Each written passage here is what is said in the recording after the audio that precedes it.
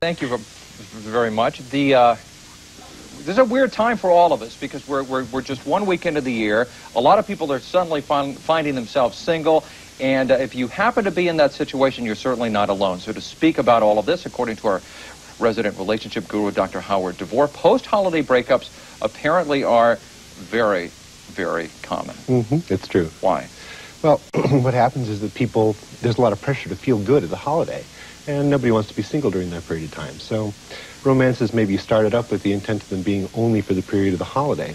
Also, if people are in a bad relationship, they may be waiting for the holiday to pass to end it, because they don't want to give bad news just before the holidays either. Yeah, for someone who just got dumped, as it were, that sounds brutal. I mean, it makes it all the more sound like someone has been used. Well, in some cases, people have been used. It can feel like a bad joke is being played upon you. But it's much more about emotional dependency, typically, that people are basically holding on to something that will make them feel good through the holidays.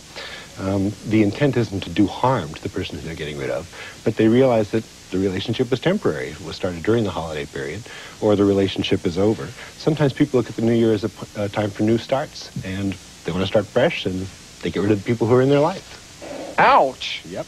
Ouch. Well, you guys really have seen a correlation, though, including in your practice, with times of the season, correct? Yes. And special kinds of events as well. People will wait for a particular event to get rid of the person who they're kind of waiting to get rid of.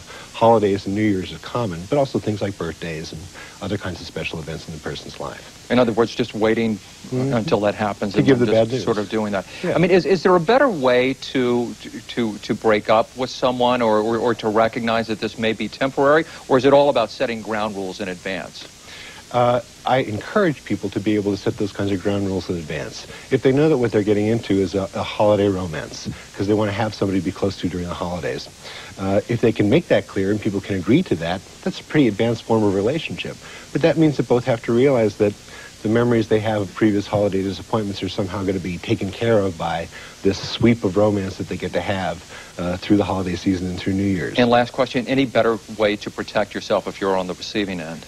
Sure, you get to ask those questions. What's the history of relationship with the person you're becoming involved with? How long do their relationships last? Have they ever had a long-term commitment? Ever lived with somebody? Ever been married? Those kinds of things. On the first date? Oh, yeah. You want to find out about the relationship history as soon as you feel interest. Dr. Howard Devore, thank you very much. Good advice indeed.